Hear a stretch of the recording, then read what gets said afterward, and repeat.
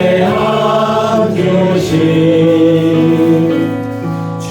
예수 얼굴 영광이 해같이 빛나네. 해같이 빛나네. 지극히 높은 네 영광 한없는 자비를 무천사 소리 모아서 늘 찬송 드리네. 늘 찬송 드리네. 영죽을 나를 살리려 그 영광 버리고 그 부끄러운 십자가 날 위해 지셨네. 날 위해 지셨네. 나 이제 생명 있으면 주님의 은사요. 저 사망 권세 이기니 큰 기쁨 넘치네. 큰 기쁨 넘치네. 주님의 보좌 있는데 천한 못 이르러 그 영광 몸소 배울 때 내 기쁨 넘치리. 내 기쁨 넘치리.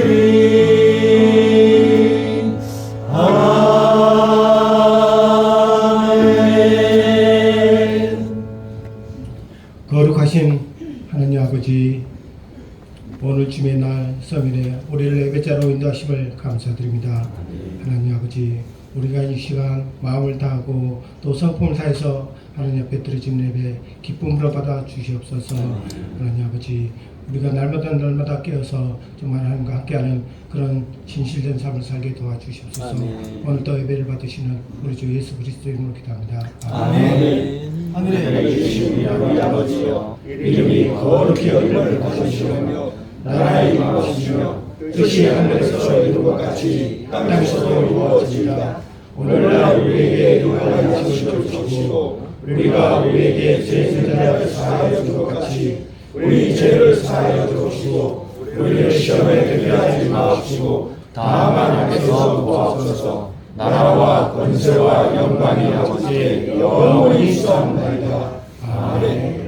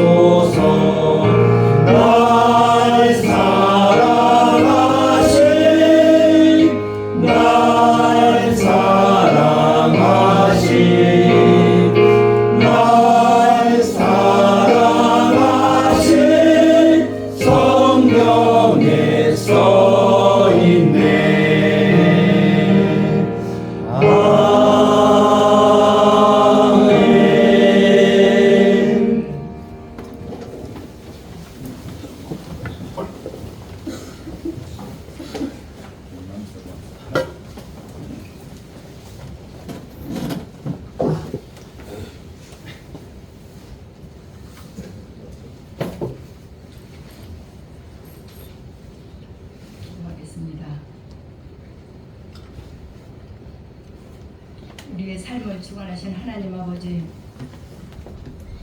오늘 또 우리를 예배자로 불러주심을 감사합니다. 주의 영광이 우리 영혼과 교회 위에 충만케 하옵시고 은혜와 기쁨이 충만한 예배로 인도하여 주옵소서. 항상 주님께서 우리에게 베풀어 주신 은혜를 기억하며 감사가 넘치는 은혜의 시간 되길 원합니다. 성령 충만함으로 주님의 말씀을 순종하는 우리 부천의 성도들이 되게 하옵소서.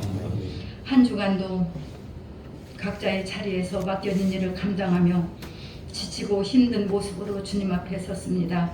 주님께서 우리들의 마음을 만져주시고 위로하여 주옵소서. 겸손한 마음으로 엎드려 기도할 때 주님의 안식과 평안을 경험하게 해주시고 주님을 더 사랑하고 의지하며 주님 앞에 서기를 즐거워하는 우리 부천의 성도들이 되길 원합니다. 아멘. 하나님 아버지, 이 시간 간절히 원하옵기는 우리 교회 모든 성도들의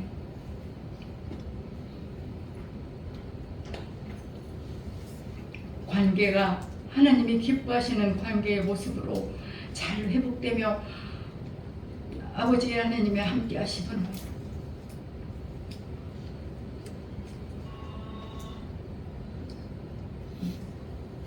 모든 문제들이 잘 해결받을 수 있도록 하나님 도와주시옵소서. 하나님께서 함께하는 믿음의 공동체가 든든히 세워지기를 원합니다. 하나님을 사랑하고 성도를 사랑하며 섬김을 통하여 주님의 사랑을 나눌 수 있는 교회 되게 역사하여 주옵소서.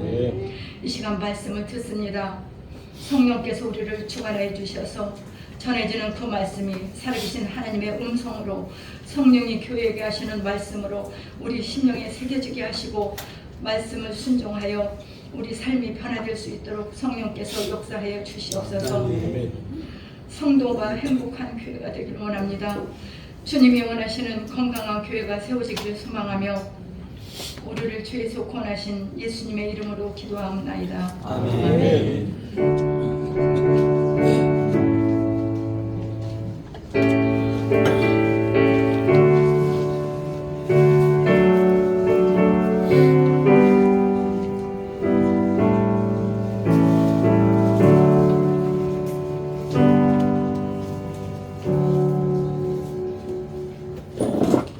자, 하나님의 말씀 함께 보겠습니다. 사도행전 7장 59에서 60절입니다.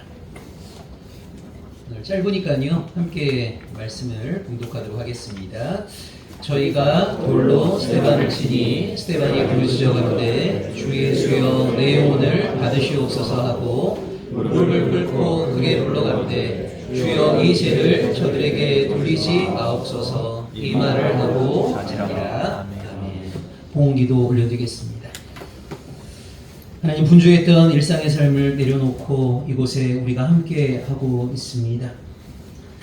하나님을 기억하고 하나님의 뜻을 생각하며 진중하게 한 걸음 한 걸음 내디딜 때도 있었지만 세상의 풍조에 휘둘리고 세상의 이기심과 탐욕에 지배받으며 또 한 걸음 한 걸음 내디뎠던 때도 있었음을 고백합니다. 하나님, 이 자리에 우리가 함께함을 통하여서 함께 예비하고 성도의 교제를 나눔을 통하여서 다시 하나님 앞에서 새로워지기를 소망합니다. 오늘 이 시간이 우리를 하나님 앞에 더욱더 진실하고 정직하고 거룩한 존재로 변화시켜내는 계기가 될 수 있기를 간절히 소망합니다. 하나님께서 허락하신 많은 은혜 가운데 극히 작은 일부를 다시 하나님께 올려드립니다. 비록 적은 예물이지만 이 예물을 하나님 연락하여 주실 뿐만 아니라 예물을 바치는 우리 한 사람 한 사람의 삶과 존재를 연락하여 주옵소서. 예수 그리스도의 이름으로 기도합니다. 아멘. 혹시 오늘이 무슨 날인지 아세요? 10월, 네, 맞습니다. 오늘이 종교개혁 기념주일이에요. 종교개혁 기념주일. 개신교인들에게는 생일 같은 날입니다. 생일 같은 날인데요. 마틴 루터가 종교개혁의 깃발을 내건 지 올해가 이제 507년이 되었습니다. 507년이 되었는데 루터 이전에도 많은 개혁가들이 있었어요.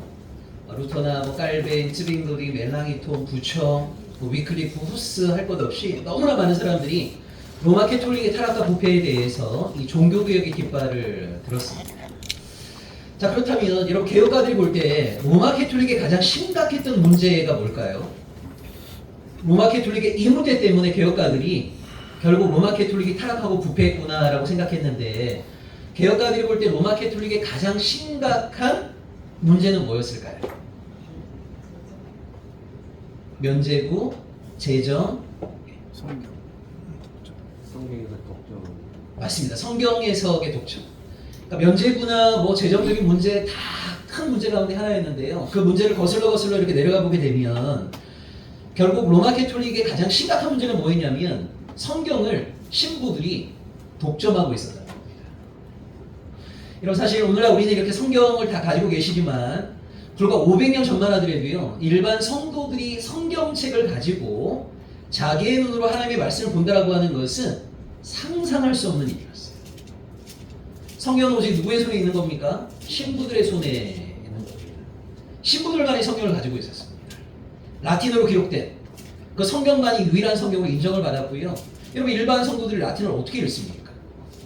인쇄술이 발명되기 전에 이 성경은요, 최소 4억, 최대 20억 정도 하는 어마어마한 고가예요.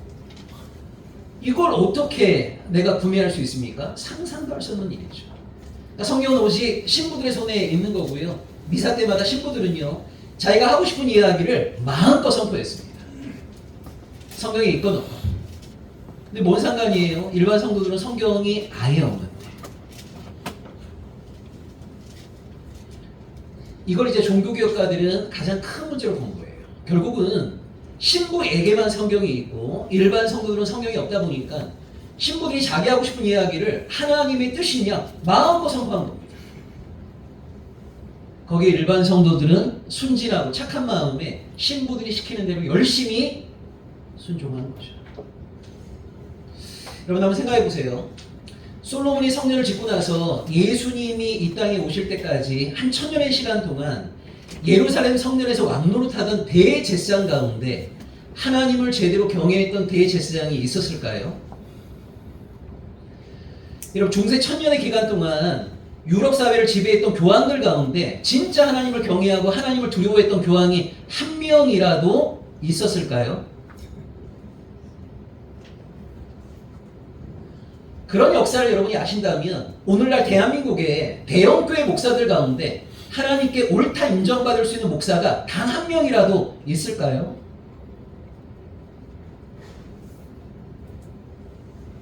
여러분, 하나님의 이름을 갖다 붙인다고 해서 그것이 하나님의 일이 되는 거 아니에요. 지금 보세요. 1090년부터 1290년 동안 200년 동안 서구 유럽의 기독교 세력과 이슬람 세력이 싸웠던 전쟁이 있습니다. 십자군 전쟁이죠. 여러분, 십자군들이 출병하기 전에요, 교황이 그들을 위해서 다 축복 기도했습니다. 하나님의 전쟁이라고 했습니다. 200년 동안 유럽 땅에 살고 있던 대부분의 크리스천들은요, 하나님의 전쟁이라고 생각하고 열심히 무슬림과 싸우러 간 거예요. 그런데 오늘날 십자군 전쟁을 하나님의 뜻이라고 말하는 사람이 있습니까? 아무도 없습니다. 여러분, 중세 유럽 기독교회에서 여성들에 대한 차별, 제가 가끔 말씀드렸죠. 여러분, 중세 유럽 기독교에서는요, 여성들이 이성이 없다고 그랬어요. 영혼이 없다고 그랬어요. 여성들은 영혼이 없기 때문에 하나님과 직접적인 만남 불가능하다고 그랬습니다.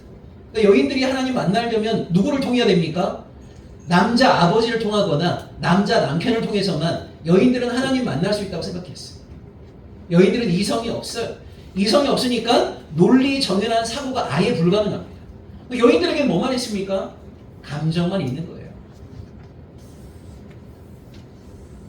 이런 중세 유럽 기독교회에서 어떤 여성이 있는데 너무나 논리 정연하게 사고하고 말도 너무 잘하고 카리스마도 있고 리더십도 있고, 그럼 이 여성은 뭐가 되는 겁니까? 마녀가 되어버리는 거죠. 여성은 그럴 수가 없는데, 여성은 이성이 없기 때문에 논리 정연한 사고 자체가 불가능한데, 근데 어떤 여성이 있는데 너무 생각도 논리 정연하고 말도 너무 잘하고 리더십도 있고 카리스마도 있고 여성일 수는 없는 거예요. 이런 사람 뭐가 된 거예요? 마녀가 된 거죠. 여러분, 역사 가운데 가장 유명한 마녀가 바로 프랑스를 구했던 잔다르크 아닙니까? 어떻게 10대 후반의 여자아이가 이렇게 탁월한 능력이 있을 수가 있어요? 그래서 여러분, 잔다르크가 마녀로 죽임당했어요. 그렇게 죽임당한 여성들이 최소 20만, 최대 100만 명이었어요. 여러분, 마녀를 재판할 때 모두가 다 하나님의 이름으로 재판했습니다. 마녀를 죽일 때 하나님의 이름으로 판결했어요. 여러분, 판결이 얼마나 황당했는지 알아요? 그 여인의 옷을 벗겨놓고 몸에서 점 하나 발견되면 마녀의 점이라고 죽여버렸어요. 아니, 몸에 점 없는 사람이 누가 있어요? 심지어 다니엘을 인용하면서 얘가 마녀가 아니면 뜨거운 물에 팔을 집어넣어도 전혀 화상을 입지 않을 거라고. 근거가 뭐냐? 다니엘 봐라. 사자굴에 던져줘도 다니엘 어떻게 됐어요? 살아남았다. 마녀이면 화상을 입을 거고, 마녀가 아니면 하나님께서 화상을 입지 않게 할 거라고. 그런 식으로 하나님의 이름으로 죽였던 여인들이 20만에서 100만입니다. 여러분, 오늘날 마녀 재판을 하나님의 뜻이라고 생각하는 사람은 아무도 없습니다. 가장 최근에 어떤 일이 있었습니까? 백인들이요, 흑인들을 노예로 부려먹었습니다. 근거가 뭐였죠? 백인들은 야벳의 후손이고 흑인들은 함의 후손이다. 야벳의 후손인 우리들이 함의 후손인 얘네들을 부려먹는 것은 하나님의 뜻이다. 모든 교회가 그렇게 설교했습니다. 그래서 아프리카에 가서 그 흑인들을 납치해 와서 평생 노예로 부려먹었어요. 그걸 200~300년 동안 모든 기독교 교회 공동체에서는요, 하나님의 뜻이라고 받아들였어요. 오늘날 흑인들을 노예로 부려먹었던 노예 제도가 하나님의 뜻이라고 인정하는 사람이 한 명이라도 있습니까? 여러분, 기독교 역사를 보게 되면요, 그때 그 당시에 하나님의 뜻이라고 주장해왔던 많은 것들, 하나님의 뜻이라고 생각해왔고 모든 사람들이 힘을 모았던 그것들이 200년, 300년 이후에도 하나님의 뜻으로 인정받는 것은 하나도 없어요. 그럼 우리는 어떤 두려움을 가져야 됩니까? 지금 오늘날 한국교회에서 대형교회를 중심으로 해서 행하고 있는 것들, 하나님의 이름으로 행하고 있는 것들, 과연 200년, 300년 후에도 하나님의 뜻으로 인정받을 수 있을까? 근데 제가 볼 때는요, 옛날 구약시대 때 이스라엘 백성들이나 중세 유럽의 크리스찬들은요, 시키는 대로 열심히 한 거예요. 분별력이 없어가지고. 근데 제가 볼 때 그 사람들은 하나님께서 특별히 용서해 주실 것 같아요. 왜요? 그들은 성경이 없었잖아요. 대제사장의 말이 곧 하나님의 말씀이라고 생각한 거죠. 교황의 말과 신부의 말이 곧 하나님의 말씀이라고 생각한 거지, 내 눈으로 성경을 확인할 길이 있었습니까? 그러니까 제가 볼 때는 구약시대의 대제사장들이나 주님이 이 땅에 오신 이후에 교황들 같은 경우에는요, 그 사람들이 하나님의 심판을 많이 받지, 어리석게 그들에게 휘둘렸던 사람들은 특별히 하나님이 많이 봐주실 것 같아요. 그런데 오늘날 2024년은 그렇지 않습니다. 여러분, 우리에게 성경이 있잖아요. 이게 뭐 어마하게 몇 억짜리도 아니에요. 10,000원, 20,000원, 30,000원이면 살 수 있는 책이고요. 여러분, 집 곳곳에 성경책이 다 있지 않습니까?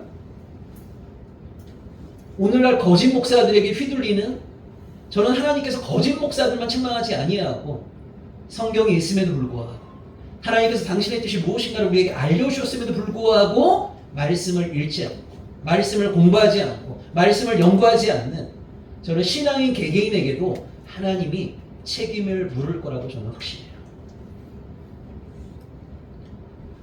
제가 저희 어머니하고 20살 때부터 매일 밤마다 제가 문안 전화 드린다고 했잖아요. 지난주에 어머니하고 통화하면서 그런 얘기를 많이 나눴어요. 어머님은 지금 나날이 의식이 새로워지고 있습니다. 80대 중반인데 제 책을 열심히 읽으시면서 어디서 그런 얘기를 들으신 것 같아요. 어떤 목사가 어디 가서 설교하고 한 번 설교에 1억 받았다는 얘기를 들으신 것 같아요. 그런 목사들 많습니다. 심지어 자기 교회 헌신 예배에서 자기가 설교하고 강사료로 1억 가져가는 목사들도 있어요. 그래서 우리 어머니가 그 얘기를 듣고 나서 이게 어떻게 목사냐고. 이게 사꾼이지. 아니, 우리 어머니도 80대 중반의 어머니도 그걸 판단하시는데, 여러분 한번 생각해 보세요.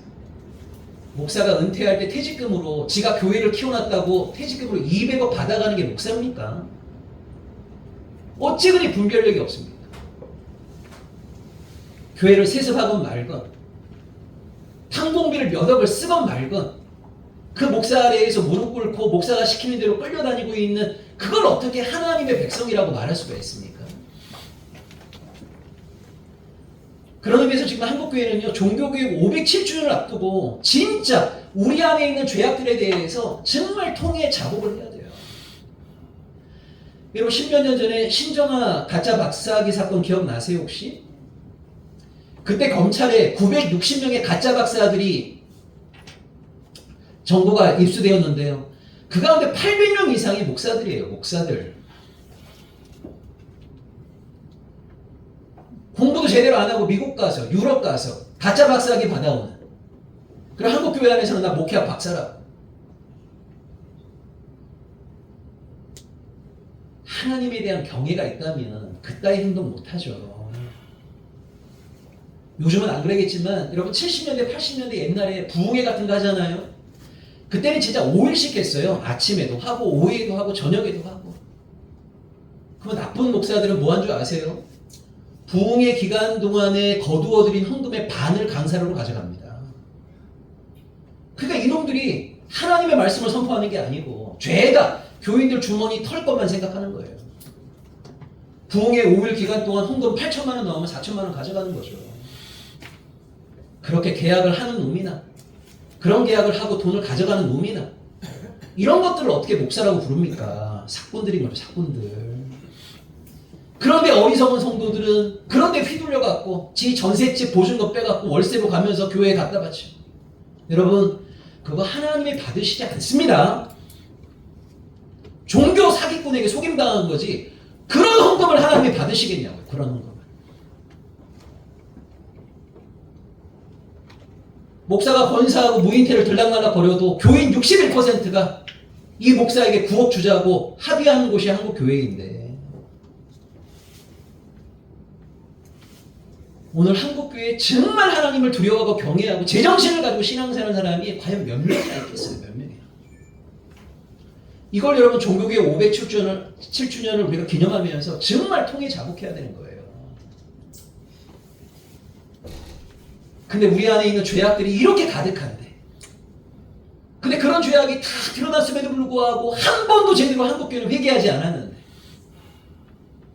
2달 전에 어떤 이상한 목사가 10월 27일 날 광화문에 2시에 200만 모이자 2달 전에 선동한 결과 우리 안에 죄악들에 대해서는 하나도 회개하지 않는 사람들이 누군가를 정죄하기 위해서 200만 명이 모인다?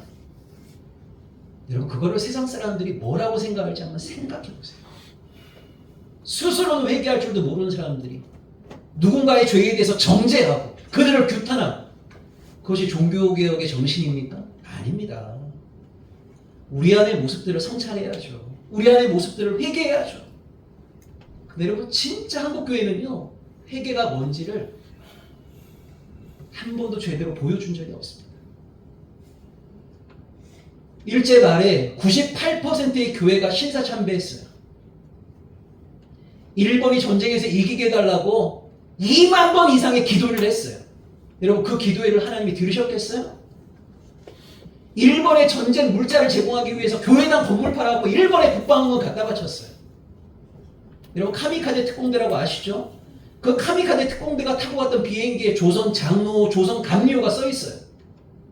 한국의 장로교회들이 교회당 갖다 바쳐갖고 일본의 국방원금 바치고 감리교회들이 교회당 매각한 다음에 일본의 국방원금 바치고 그걸로 산 비행기들이에요. 그거 타고 카미카제 특공대들이 가갖고 자폭 테러한 거예요. 일본이 전쟁에서 이기게 해달라고 2만 번 이상의 기도회를 열었어요. 그 기도회를 하나님이 들으시겠습니까? 근데 너무 놀라운 게요. 여러분 해방 이후에 그런 식의 신사참배를 하고 교회당 팔아가고 국방원금 바치고 이런 거에 대해서 여러분 한국교회가 회개했다는 얘기를 한 번이라도 들어보셨습니까? 제가 주기철 목사님 얘기 가끔 했었죠. 1997년 4월 달에 깜짝 놀랄만한 뉴스가 나왔어요. 통합 측 평양노회에서 주기철 목사님을 복권시킨 겁니다. 이게 왜 그 당시에 깜짝 놀랄만한 뉴스였냐면 여러분 목사를 복권시켰다는 말은요 그 전까지 주기철 목사님은 목사가 아니었다는 말이거든요. 공식적인 신분이 면직 상태였어요. 면직 상태. 근데 여러분 우리 다 기억하지 않습니까? 여러분 해방 이후에 우리 남한에 있는 모든 교회가 주기철 목사님을 다 존경하지 않았습니까? 그런데도 1997년 4월 달까지 주기철 목사님의 공식적인 신분은요, 목사 면직 상태였어요. 면직. 여러분 면직이라는 게 뭐냐면 목사에겐 탄핵 같은 겁니다. 너는 목사 자격 없으니까 이제 목사 일을 하지 마. 이게 면직이거든요. 그거 아무도 몰랐습니다. 1997년 4월까지. 근데 갑자기 통합 평양노회에서 주기철 목사님을 복권시키는 거 바람에 그럼 주기철 목사가 여태까지 면직 상태였어? 이걸 뒤늦게 알게 된 거예요. 그래서 사람들이 알아봤어요. 그러니까 1940년에 면직이 되었어요. 평양노회에서 주기철 목사를 너 이제 목사하지 마. 면직시켰어요. 사유가 뭔지 아세요? 총회 지시 불이행입니다. 총회 지시를 안 따랐다는 거예요. 그것 때문에 너 이제 목사하지 마 이거예요. 그럼 총회 지시가 뭐였어요? 신사참배 하라는 거죠. 총회에서 신사참배 결의했으니까 모든 교회 다 하라고 한 거예요. 주기철 목사 그 지시를 안 따랐어요. 총회 지시 안 따랐다고. 우상숭배 안 하겠다고. 근데 그 목사를 면직시켜버린 거예요. 그럼 여러분 보세요. 백부 양보해서. 근데 그때는 시퍼렇게 일본 놈들이 우리 조선을 지배할 때니까 일본 애들 때문에 어쩔 수 없이 주기철 목사를 면직시켰다. 백부 양보해서 우리가 인정해 줍시다. 해방되고 나서 왜 바로 복권 안 시킵니까? 왜 97년 4월이 되어서야 주기철 목사를 복권시켰을까요? 여러분 주기철 목사 복권시키면 바로 사람들이 질문하겠죠. 아니 어떤 미친놈들이 주기철 목사를 면직시킨 거야? 이렇게 질문할 거예요. 주기철 목사를 면직시키는 재판에 참여했던 목사들이 여러분 해방 이후에 총회장하고 노회장하고 기관장 했는데 어떻게 그 사람들의 재판을 뒤집어 엎을 수가 있어요? 그 왜 97년 4월에 뒤집어 엎었을까요? 다 죽었어. 그 재판에 참여했던 사람이 마지막으로 96년에 돌아가셨어요. 그 사람들이 역사의 무대에서 다 사라지고 나서야 이거 잘못된 거예요. 주기철 목사 다시 복권시킵니다. 여러분 보세요. 진짜 한국교회는 한 번도 진실된 회개를 해본 적이 없어요. 그게 한국교회만의 문제일까요? 아니요. 우리 자신의 문제일 수도 있어요. 입으로는 회개했을지 모르지만 삶으로는 회개하지 아니야. 10년 전이나 5년 전이나 지금이나 별반 다르지 않은 그런 모습을 우리가 살아낼 수 있음을 정말 두려운 마음으로 생각해야 됩니다. 특별히 종교개혁 기념주의를 맞이해서 정말 우리 안에 벗어던져야 될 죄악의 껍데기들이 무엇이 있는가 이거를 생각하고 이것을 벗어던지고 세우기 위해서 우리는 무엇을 해야 될 것인가 이거를 생각하는 날이 되어야 하겠습니다. 여러분 사도행전 7장에 보면 스데반이라고 하는 인물이 나오는데요. 이 스데반은 예루살렘 교회에서 탄생했던 7명의 집사 가운데 하나이고 이름을 보시면 정통 유대인이 아닙니다. 디아스포라 유대인이거나 경건한 이방인이었다가 예수를 믿게 된 사람입니다. 이 스데반이라는 이름 자체가 유대식 이름이 아닙니다. 자, 근데 이 스데반은요 성경을 엄청나게 많이 읽은 사람입니다. 구약을 완전히 깨뜨리고 있습니다. 자, 6장 10절 한번 보세요. 6장 10절에 보시면 스데반이 정통 유대인들하고 논쟁을 하게 되었는데요. 정통 유대인들이 이 논쟁에서 스데반을 당해내지를 못하는 거예요. 6장 10절에 보시면 스데반의 죄와 성령으로 말함을 그들이 능히 당하지 못하여 이렇게 되어 있어요. 여러분 어떤 이슈와 관련해서 아마 유대인들하고 스데반하고 이제 논쟁이 붙은 것 같습니다. 근데 스데반을 당해내지 못하는 거예요.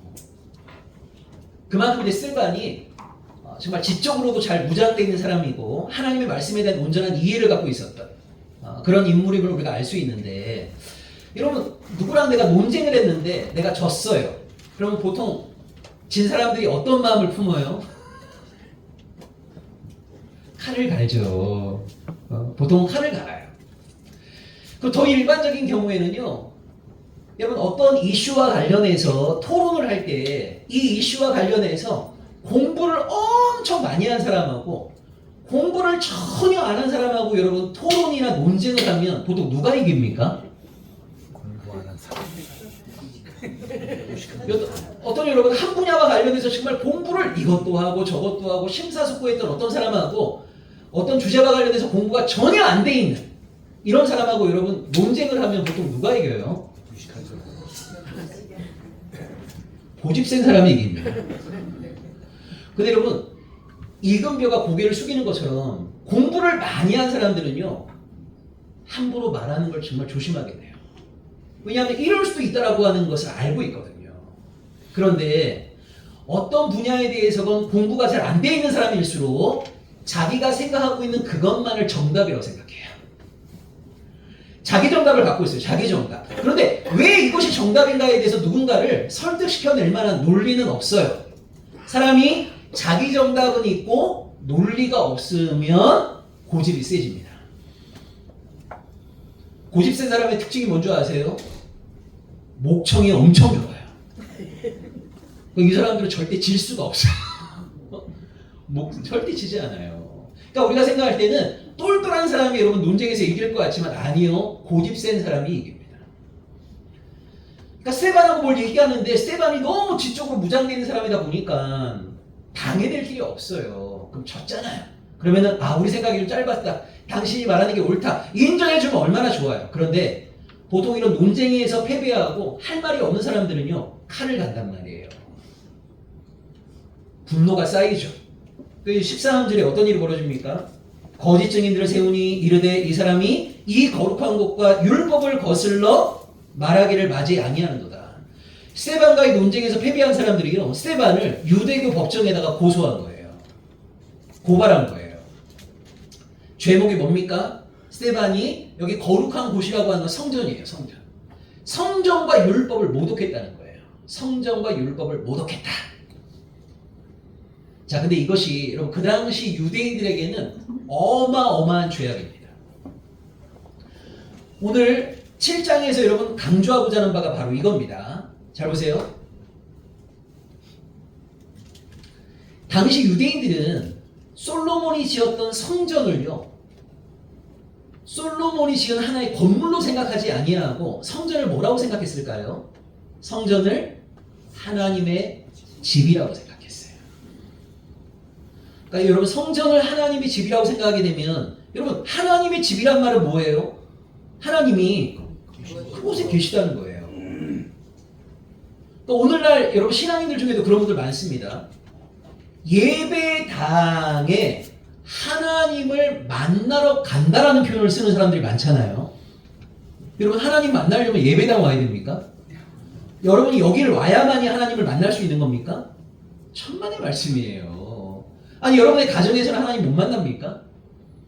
믿음의 사람들과의 만남 속에서는 하나님이 안 계십니까? 천만의 말씀이에요. 그런데도 여전히 많은 크리스찬들이요. 예배당을 갈 때 하나님 만나러 간다라는 표현을 많이 쓴단 말이에요. 이게 유대인들이 갖고 있었던 성전 신학과 똑같은 겁니다. 솔로몬이 성전을 딱 건축하고 나니까요. 사람들은 성전은 하나님의 집이다. 하나님을 만나기 위해서는 성전에 가야 된다. 여러분 이 생각이 결국 어떻게 발전하냐면 성전이 아닌 곳에서는 하나님을 만날 수 없다로 발전하게 되어 있어요. 그러면 자연스럽게 성전에 있을 때의 어떤 자세와 태도하고 성전 바깥에서의 자세하고 태도가 달라질 수밖에 없는 거죠. 그러니까 일상에서는 뭐 내 마음대로 막 살다가 나보다 연약한 사람들에게 함부로 대하다가도 성전에 올라갈 때는요. 마음가짐이 새로워지겠죠. 온 매무새를 새롭게 하겠죠. 왜? 하나님 만나러 간다고 생각하니까. 이걸 솔로몬이 비판하는 겁니다. 이걸. 그러니까 여러분 당시에 유대 교인들은 성전과 하나님을 동일시했어요. 그러니까 누가 성전을 비판하면 하나님을 비판한다고 생각했어요. 이걸 뭐라고 하는 거냐면 성전 우상이라고 하는 거예요. 여러분 이걸 명확하게 기억하셔야 됩니다. 기독교 신앙이라고 하는 것은요. 하나님 외에는 그 어떤 것도 절대화하지 않는 거예요. 하나님 외에는 어떤 것도 절대적인 존재는 존재하지 않습니다. 하나님만이 절대자예요. 이 땅에 있는 모든 것들은요, 하나님 앞에서 평가받아야 될 대상인 거지 어떤 것도 하나님의 자리에 올라갈 수 없는 거예요. 그런데 이런 식의 성전신학은요, 성전을 하나님의 자리에 올려놔요. 그러니까 누가 성전이 타락하고 부패했다고 성전을 비판하게 되면 하나님을 비판하는 것처럼 말려요. 안 돼. 성전에 대해서 함부로 얘기하면 안 돼. 이렇게 생각해요. 여러분, 어떤 사람들은 목사를 하나님의 자리에 올려놓습니다. 그래서 목사가 잘못한 게 뻔함에도 불구하고 그 목사를 비판하고 그 목사가 넘어지면 마치 하나님이 무너지고 교회가 무너지면 하나님이 무너지는 것처럼. 그래서 목사가 잘못한 일이 있다 하더라도 절대 목사 비판하면 안 돼요. 이게 여러분 결국 목사 우상입니다. 목사 우상. 여러분, 대제사기라 하더라도요, 그 사람이 잘못했으면 그 사람을 책망해야죠. 그가 왕이라 하더라도 왕이 잘못된 길을 걸어가면 그를 책망해야죠. 왕이 하나님입니까? 대제사장이 하나님입니까? 근데 너무나 많은 사람들이 하나님의 자리에 사람도 세워놓고 성전도 세워놓고, 그러니까 예루살렘 성전을 그 당시 대부분의 유대인들은 하나님처럼 생각했어요. 거의 신성 불가침의 대상으로 생각했단 말이에요. 그런데 스데반이 여러분 뭐라고 얘기하냐면, 결론은 이겁니다. 사람이 손으로 지은 이 건물 안에 하나님 안 계시다는 겁니다. 여러분, 이 얘기를 오늘날 한국교회에서 해도요, 대부분의 한국교인들이 화들짝 놀랄 거예요. 여러분, 만약 어떤 목사님이 와갖고 여러분 여기 하나님 안 계십니다, 이렇게 얘기하면 여러분 어떠시겠어요? 아멘? 이런 마음이 나와요? 이제 오후 3시 운영위원회 열어갖고 이제 그 목사 이제 다시는 부르지 말자. 아마 그 결의할 거예요, 아마. 왜냐면 대부분의 한국 교인들도 그런 인식이 있단 말이에요. 그런 인식이. 자, 여기서 그래서 여러분 뭘 좀 구별하셔야 되냐면, 잘 보세요. 일반적인 종교가 강조하는 게 바로 신전신학입니다. 신전신학. 근데 우리 성경이 강조하는 거는요, 반신전신학이에요. 신전신학을 거부합니다. 자, 신전신학이라는 건 뭐예요? 거대하게 신전을 지어놓고 나서 이 신전은 신의 집이라는 거예요. 신을 만나기 위해서 이 신전에 와야 된다는 거예요. 이게 바로 신전신학입니다. 근데 우리 성경은요, 사람들이 아무리 거대한 신전을 지어놓는다 하더라도 그 신전이 하나님 모실 수 없다라고 말하는 게 바로 성경의 주장입니다. 이 얘기를 누가 제일 먼저 했을까요? 솔로몬이 제일 먼저 했습니다. 여러분, 솔로몬이 성전 지은 사람이잖아요. 성전 짓고 나서 솔로몬이요, 성전을 봉헌할 때 솔로몬이 올려드렸던 기도문 가운데 이게 나와요. 자, 열왕기상 8장 27절을 한번 보세요. 열왕기상 8장 27절입니다.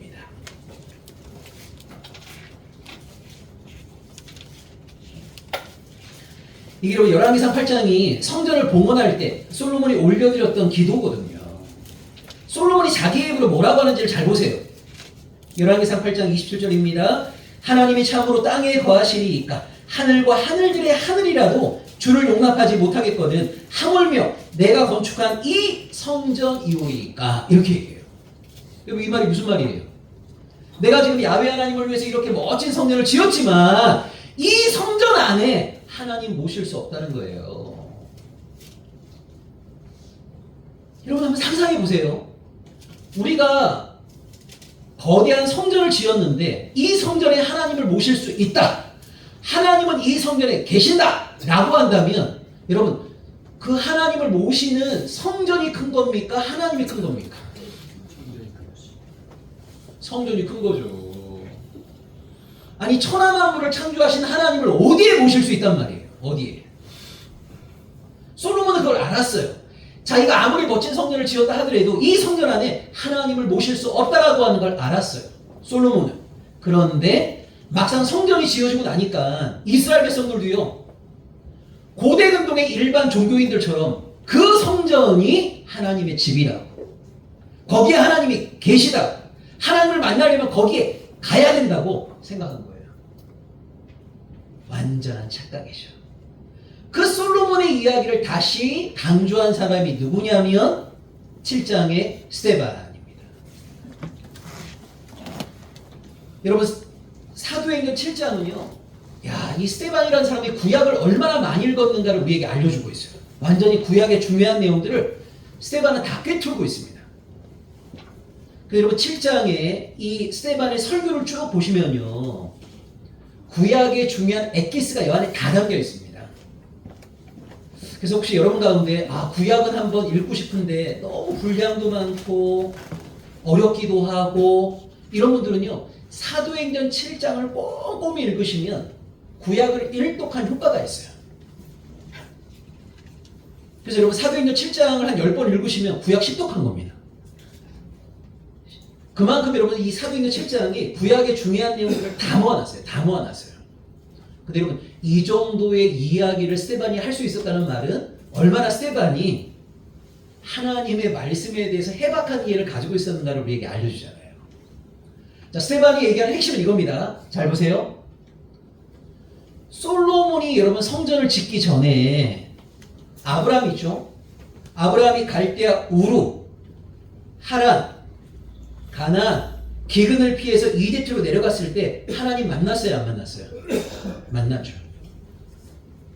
요셉 17살에 이집트에 노예로 팔려갔습니다. 그 이집트 땅에서 요셉이 하나님과의 만남 가졌어요? 안 가졌어요? 가졌죠. 모세 40세까지는 애국 궁전에 있다가 40세부터 80세까지는 미디안 광야에 있었습니다. 그리고 40년 동안 이스라엘 백성들의 출애굽의 지도자로서 광야 행진을 인도했습니다. 그때 모세가 하나님과의 만남 가졌습니까? 안 가졌습니까? 가졌죠. 여러분 보세요. 아브라함, 요셉, 모세가 성전이 아닌 곳에서 하나님과의 만남 가졌죠.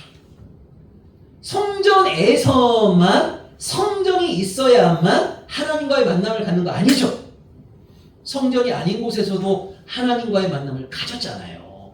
이걸 스데반이 강조하는 겁니다. 그리고 이 강조의 결과 스데반이 주장하는 게 뭐냐면 사도행전 7장 48절입니다. 사도행전 7장 48절.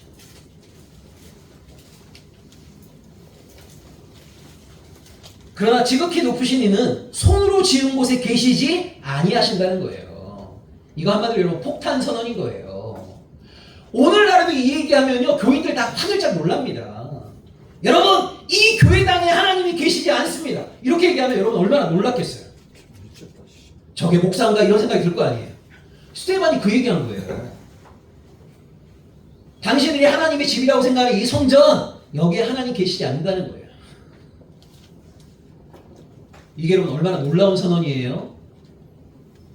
자, 성경이 말하는 건 이겁니다. 여러분 잘 들으세요. 일반 종교는 아까 얘기했던 신전신학을 강조해요. 거대하게 신전을 지어놓고 나면 이 신전이 신의 집이야. 신을 만나기 위해서 이 신전에 와야 돼. 이게 일반 종교의 주장입니다. 우리 성경은요 반신전신학입니다. 어디에 가야만이 하나님을 만날 수 있다는 주장을 거부합니다. 여러분 우리 성경의 놀라운 특징이 뭐냐면 하나님은 그의 백성이 있는 곳을 신방 오십니다. 하나님이 우리를 만나러 오세요. 우리가 하나님을 만나기 위해서 어디를 가야 되는 게 아닙니다. 하나님이 그의 백성을 찾아오심의 하이라이트가 뭐죠? 예수 그리스도의 성육신 사건인 거죠. 아예 우리와 똑같은 인간의 몸을 입으시고 우리를 만나기 위해서 이 땅에 오신 거잖아요. 그러니까 일반적인 종교가 신과의 만남을 가지기 위해서 신이 있다고 생각되는 곳으로 사람들이 가는 구조라면 우리 성경은 뭐예요? 우리가 어디에 있건 하나님의 백성이 있는 곳으로 하나님이 찾아오신단 말이에요. 어디를 가야만이 하나님을 만날 수 있다는 것을 성경은 인정하지 않아요. 그 이야기를 스데반이 하는 겁니다. 맞죠? 여러분 우리가 진실한 하나님의 사람으로 살아간다면 우리가 어디에 있건 간에 우리는 하나님과 동행할 수 있죠. 하나님이 우리와 함께 하시는 거죠. 어느 특정한 장소에 가야만이 우리가 하나님과의 만남을 가질 수 있는 것 아니에요. 그걸 스데반이 말한 겁니다. 여러분 이런 이야기를 아멘으로 받아들이는 사람이 많으면 예루살렘 성전은 기득권을 행사하기가 어려워요. 지금까지 여러분 예루살렘 성전의 제사장들이 백성들을 어떻게 지배한 겁니까? 야 성전에 와서 예배 드릴 때만 하나님 만날 수 있는 거야. 하나님은 너희가 많은 재물을 들고 와서 바치기를 원해. 그렇게 안 하면 너희 하나님께 벌 받아. 이런 식으로 하면서 자기 기득권을 행사해 왔는데 스테반처럼 사람들이 손으로 지은 이곳에 하나님이 계신 거 아니야. 너희들이 살아가는 일상의 삶 속에 하나님을 만나고자 하는 간절한 열망이 있다면 하나님은 너희가 어디에 있건 간에 하나님은 너희와 함께 하셔. 이렇게 말하게 되면 예루살렘 성전에 있는 제사장들 밥줄이 끊겨요. 그러니까 결국 이 사람들이 스데반을 돌로 쳐 죽였습니다. 뭐 때문에요? 성전 지키려고. 근데 너무 놀라운 것이 여러분 60절에 보면 스데반이 죽임당할 때 얼마나 억울한 죽음이에요. 근데 스데반이 여러분 죽으면서 뭐라고 하나님께 기도합니까? 이 죄를 저들에게 돌리지 말라는 거예요. 자기에게 돌을 던지고 있는 그 사람들도요, 결과적으로 보게 되면 잘못된 유대 교육의 피해자들인 거예요. 뭐가 옳은 건지 분별력이 없어요. 하나님의 뜻을 전혀 몰라요. 그냥 제사장들이 시킨 그대로 성전을 비판하는 스데반, 살려둬서는 안 돼. 하나님 모독한 거야. 라고 하면서 열심히 스데반에게 돌 던지고 있는 거예요. 그런데 그들에 의해서 죽임당하면서 스데반은 뭐라고 기도합니까? 이 죄를 저들에게 돌리지 말라고요.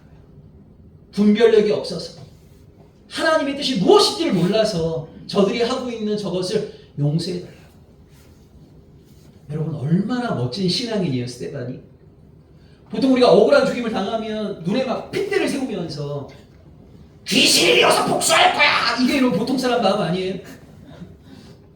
근데 여러분 너무 놀라운 게 초대교회 당시에 너무나 많은 사람들로 하여금 회심하게 만들었던 전도의 현장이 어딘 줄 아세요? 순교의 현장이었어요. 사자의 밥이 되고 밤새 온몸이 타면서 그 불을 박혔던 그 순간에 여러분 초대교인들이요 보통 사람들에게 볼 수 없는 너무나 숭고한 죽음을 맞이했어요. 죽는 순간까지도 기도하고 자기들을 죽이는 사람들을 저주하지 아니하고 예수님이 그러하셨던 것처럼 저 분별력 없는 어리석은 사람들의 죄를 용서해달라고 기도하는 그런 모습을 보면서 너무나 많은 사람들이 충격받은 거예요. 근데 뭐 그런 기록들이 엄청 많습니다. 나중에 초대교회에 온 사람들에게 어떻게 예수를 믿게 되었는가를 물어봤을 때 너무나 많은 사람들이 뭐라고 얘기했냐면 원형 경기장에서 초대교인들이 사자의 밥이 될 때, 여러분 그 당시에 사자의 밥이 될 때요 일부러 사자를 한 일주일씩 굶깁니다. 일주일씩. 그 일주일 굶긴 사자를요 이제 운동장에 풀어놓는 거예요. 그 원형 경기장에 신앙인들 막 한 50명 이렇게 있고 일주일 굶은 사자들 한 7마리가 나와갖고 여러분 얼마나 진짜 어마어마한 학살의 시작됐겠어요.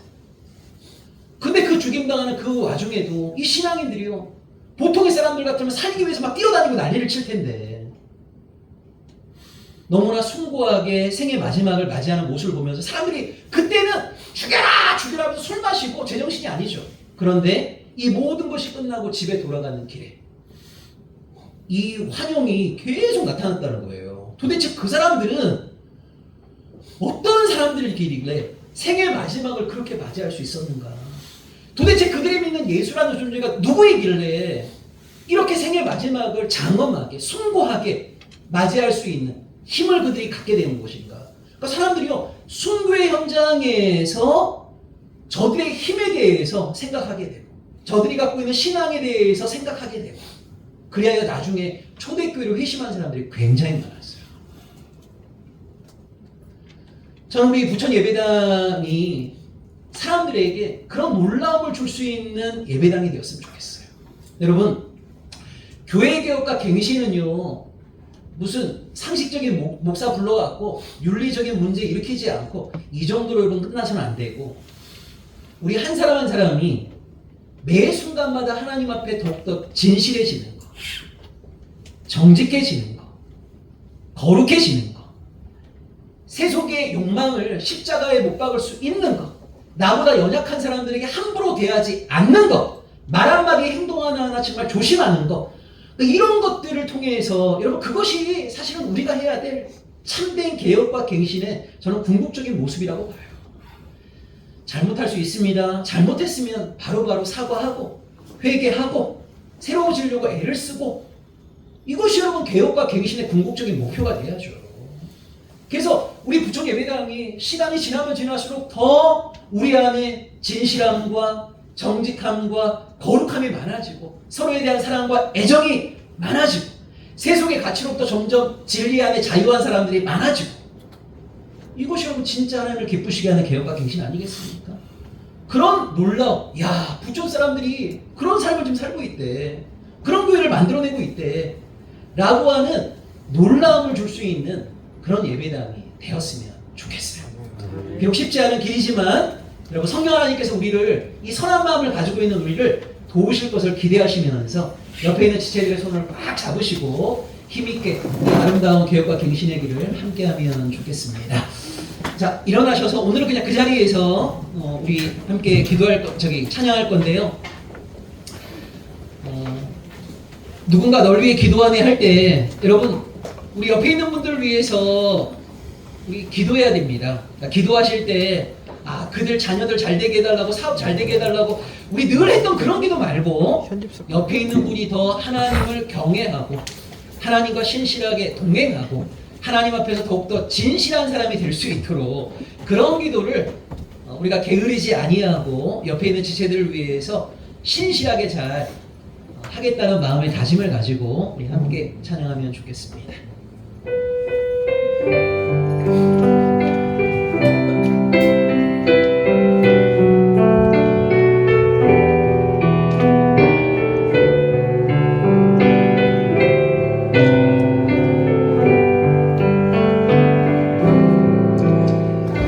당신이 지쳐서 기도할 수 없고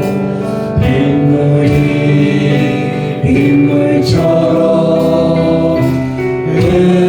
흘러내릴 때 주님은 아시네. 당신의 약함을 사랑으로 돌봐주시네.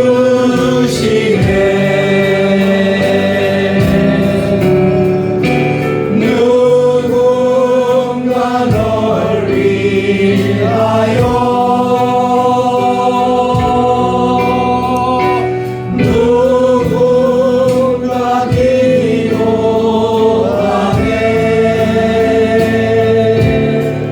내가 홀로 외로워서 마음이 무너질 때 누군가 널 위해 기도하네. 당신이 외로이 홀로 남았을 때 당신은 누구에게 위로를 얻나. 주님은 아시네. 당신의 마음을 그대 홀로 잊지 못하네.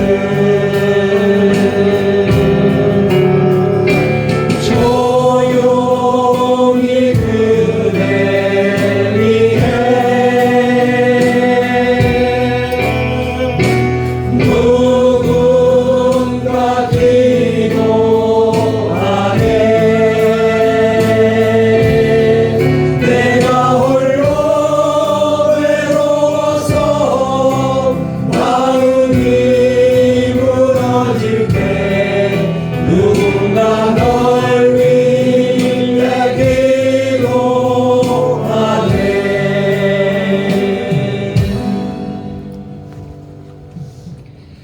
하나님의 사람으로 더욱더 진실하고 정직하고 거룩한 삶을 살아가기를 소망하는 이 예배에 참여한 모든 지체들의 삶 위에 우리 주 예수 그리스도의 은혜와 하나님의 사랑하심과 성령님의 감화감동 충만 역사하심이 늘 함께 하시기를 간절히 축원하옵나이다. 아멘.